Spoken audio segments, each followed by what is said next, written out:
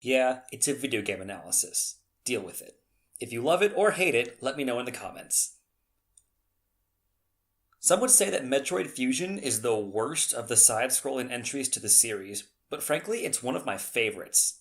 Maybe it's just my own nostalgia since it was my first one, blame the parents who didn't know it was a series, or maybe I just think the exploration element of the other games is not the most important part, but I have replayed Fusion more times than I can count, and I find myself loving it more each time. Maybe I'll be crucified for this, but I honestly believe it is an amazing game. I want to address what I see as common complaints about it and make an argument that despite its differences, it is better than most people give it credit for. I'm going to assume knowledge of the entire plot to save time in explaining the sections we examine, so spoilers for the entire game ahead. The first element we will examine is the differences from other Metroid games. The most obvious one, which is almost always the subject of these complaints, is exploration. I don't have too much to say about this since it's so often discussed, but yeah, this game is much more linear than its predecessors. That's not to say there isn't much exploration, just that it's a different kind.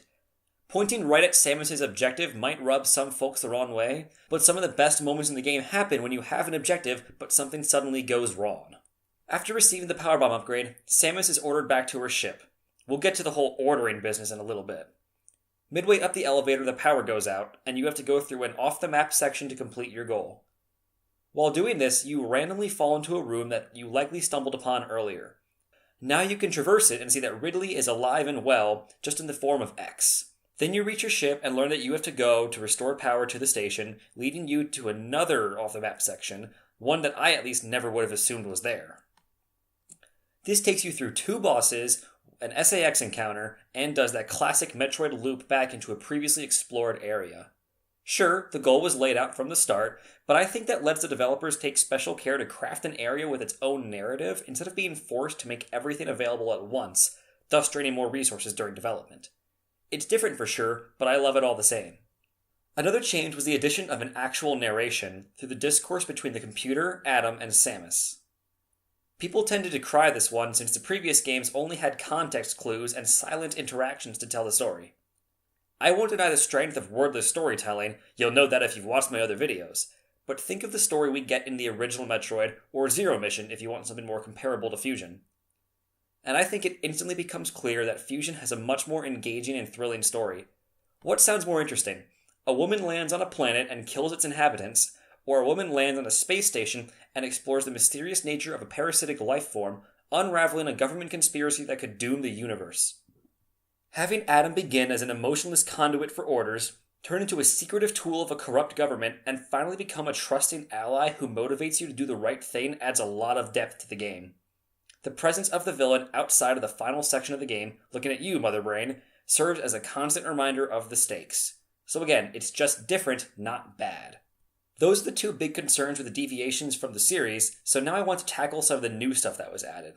The first change is Samus herself, who undergoes genetic mutation at the very beginning. We find out immediately, and experience for the rest of the game, that she is now weak to cold and ice, which is unsettling as the ice beam is a staple of the series. Taking the foundation, Samus' power-ups, and making one into the greatest danger in the game completely changes it. Additionally, the presence of a man-made environment allows for unique circumstances and encounters. Dealing with power outages, locked doors, and robots makes things unpredictable in new ways. If you weren't a little terrified when you first got stuck in an elevator, or had a giant robot destroy your original pathway, I don't know what would do it. The varied artificial environments also created memorable levels, from the dark sector to the underwater one. SR388 had basically one aesthetic, underground caves, and I rather enjoyed the break in the monotony. All of this, the justification for changes and the praise for new additions, leads me to my final point.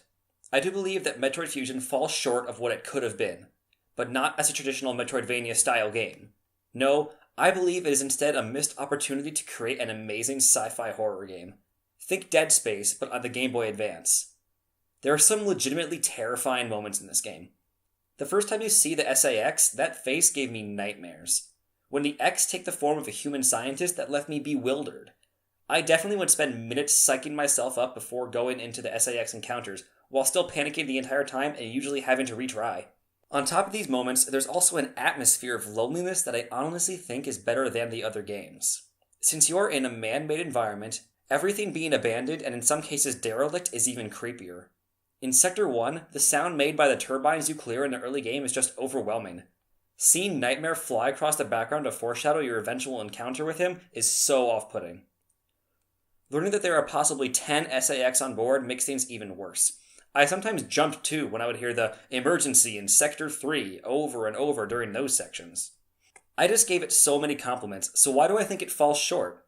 Perhaps I'm just spoiled because of modern horror games like Alien Isolation, but think about what could have been. What if the SAX was not scripted, but could just randomly walk in at any time? It would be annoying, certainly, but it would be some real terror. Seeing the scientist could have been extended, having it pass as a person for a longer time before mutating. I know most of this wasn't possible back in the day on the Game Boy Advance, but oh man, if anyone wants to remake it and create a full-on horror game, I would buy it in a second. So there are my thoughts in a wholly unorganized and unedited way. Like I've been saying, I don't think Fusion is as bad a Metroid game as people claim, and I wish it had gone even further with the horror aspect. There's no real point to this video, just wanted to get thoughts that I've had for years out there. If you guys want me to do more rambling videos like this, whether it's on video games, anime, live-action films, books, or literally anything, let me know that you liked it. I want to make content you want to see. I'm Jim Jam, thanks for watching.